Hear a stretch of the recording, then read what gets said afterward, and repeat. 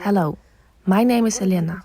I have been in the city of Doetinchem for almost a year, since March. I'm very glad that you are interested in my story. I'm very pleased. I'm very grateful to the local people of Doetinchem. I'm just a living human. I'm just a woman. I'm just a mother.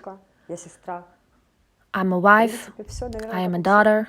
I'm a sister. Just like everyone else. I left Ukraine in the beginning of the war. It was during the peak evacuations. It was hard. People were running from shootings. Children were dying. Roads were destroyed. It was very hard and difficult. We were used to dress well, live in good apartments, go to some establishments, exercise in some sport. Our children received education. Everything was okay. And when you find yourself in this kind of situation,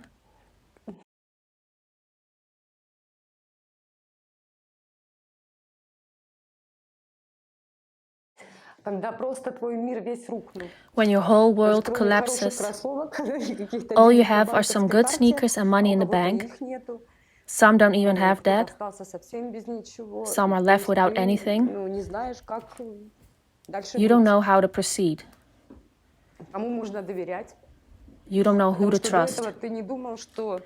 You didn't think this could happen to you. The whole world seems aggressive to you.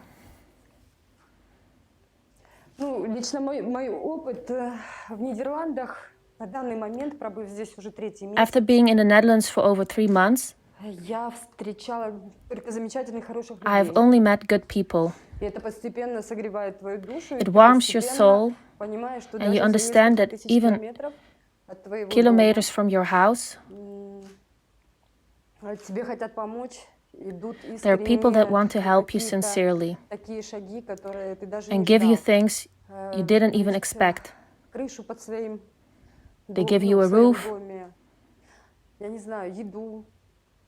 food, bed, and attention.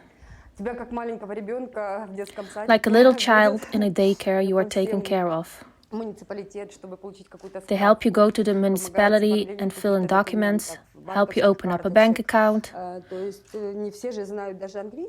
Some of us don't even know English. We never thought about changing our life, our country. I know that most of us want to go home. We know that life won't be the same. A lot has changed. But we hope that our children will be able to live better than us in our country.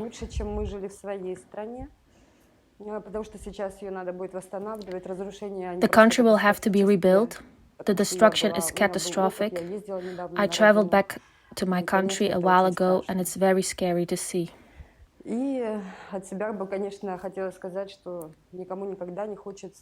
I don't wish this upon anyone.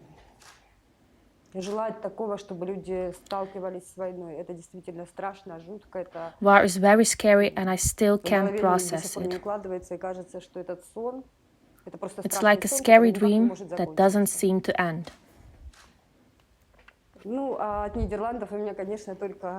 I only have great experiences in the Netherlands. I love these people, this country. I bow for this country. I am very thankful. I haven't had a negative encounter. Whatever question I had or whatever help I may need, I always got the support.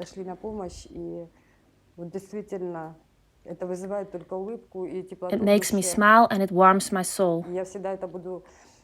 I will always remember this.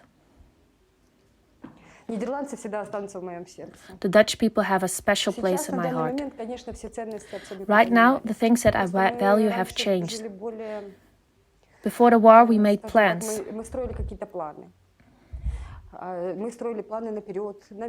We made a plan for a month ahead, a year, or 2 years. This is not the same anymore. I can't explain it, but that's the way it is. I always want to give something back to the people that helped me here, to the people that are left in my home country. My friends are still there, my parents as well, my family, my sister. My family members are fighting in the field, protecting their country. You can't just live. You don't know what waits for you tomorrow. You don't know if your house will survive the bombings.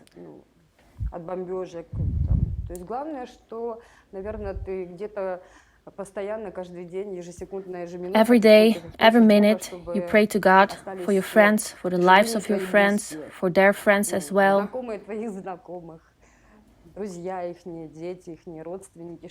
Their children and family members, so this pain won't concern anyone else. Like I said, nobody wanted to change their country. I can't imagine my life in another country yet. Yes, I am able to work in the Netherlands, and because of that,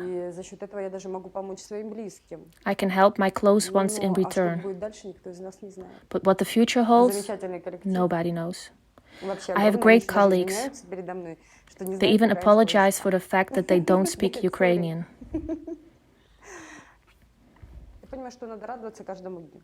You need to be happy for every given day. And if you find this kind of support kilometers further from home, you don't have the right to give up. There are people that have it even worse than I. Some that couldn't even survive the road. Someone died. Some lost their family members. Someone lost everything, their children, husband. It's very scary. Everything is relative. If I have the possibility to help someone, I do this with pleasure. I'm not dropping my hands. We still have to rebuild our country so that our children can live differently. If my friends need something, I help them, or my family members. Everything depends on the possibility that I have. As long as it's possible, I'm never denying helping. That's what makes us human. We should be helping each other. The Netherlands is setting a great example. The house that I left behind in Ukraine is now a shelter for refugees, so they could live there, because my house is in an area that is calm at this moment. It's located 100 meters from the front line. That's not very far. But these people had nowhere to go, nowhere to run. It's an elderly man who can't cross the country.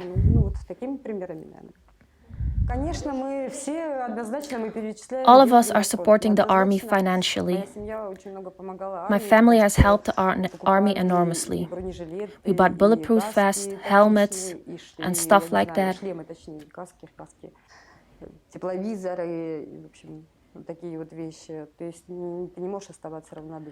You can't stay indifferent in these situations.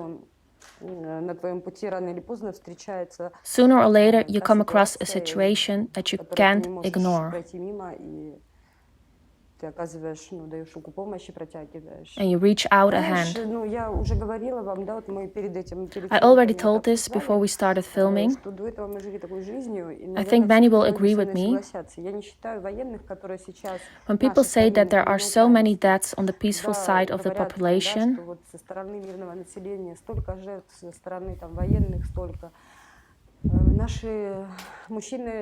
our Ukrainian military men are also part of the peaceful population. They didn't attack anyone. They have to play this part. As a woman here, and also my family, we can't stay indifferent. We are protecting our house. We were not aggressive. We didn't cross any country. We never wanted war. We lived happily. We built roads. We studied. We worked. We laughed. We rested. We gave birth to children. We raised our children. We have a lot of animals. Ukrainians have a lot of pets always. I don't know many people that don't have a cat or a dog.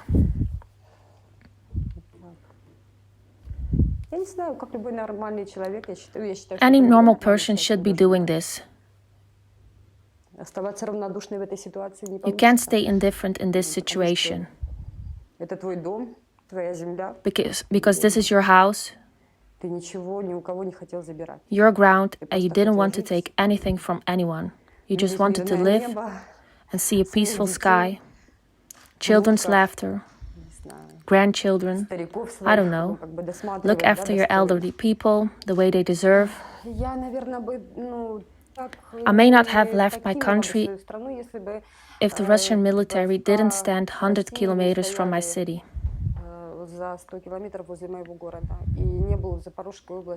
And if the house of my parents wasn't destroyed. It got very scary. It happened so fast. I moved from Ukraine on the 4th of March, and I crossed the border on the 8th. It was a long road. It was during the peak evacuations.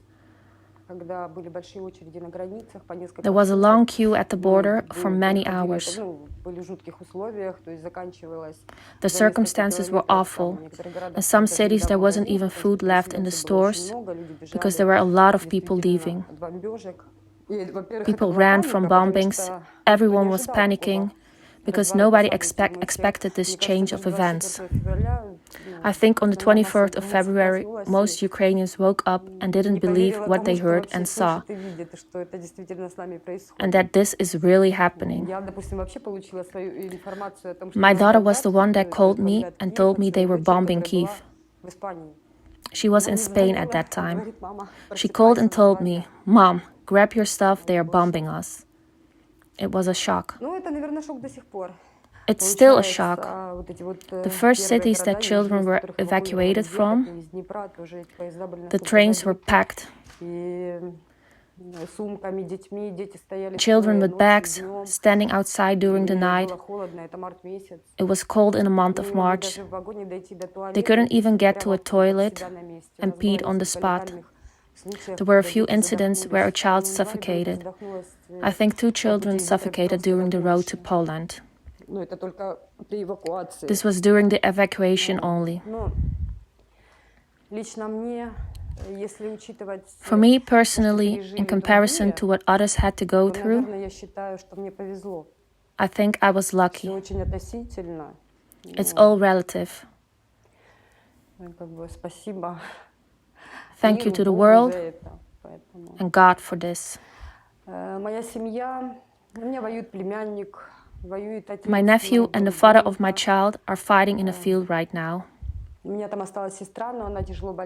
My sister is still there. She's very sick. She can't bear the road. She is in a city, Dnipro. It's calmer over there for now. Let's hope it will stay that way. We all believe in victory and want to go home as soon as possible. However, we all know that returning will be hard. There is no work in Ukraine. The economy is dropping. Places and cities are destroyed, not to mention villages. They are simply erased from the earth. So coming back will be a difficult period too. War is not only happening in Ukraine. Look at Syria, there are also people dying over there. But when this is happening far from you, and when you only see that stuff on the television, you deal with it differently. It passes you like it's happening in the background. I think this is the case for most people. But when you see and experience it with your own eyes, when you understand how awful it really is, I think this has changed within me. You can't stay indifferent. This must end once and for all. Any conflict, in any country that is war-related must be ended in a civilized way, immediately. There should be a general government that forbids this once and for all.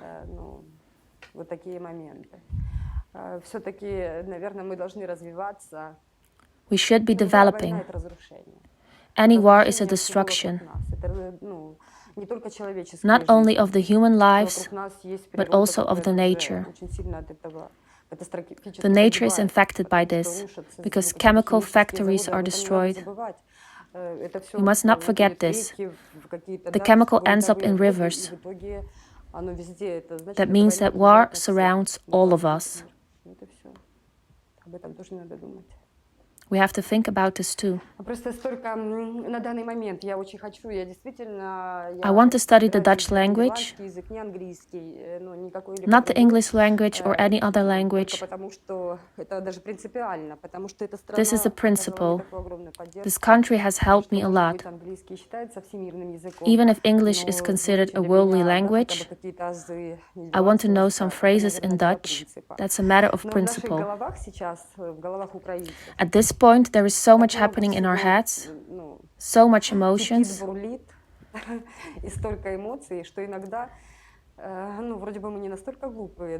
We are not stupid. We did have some education.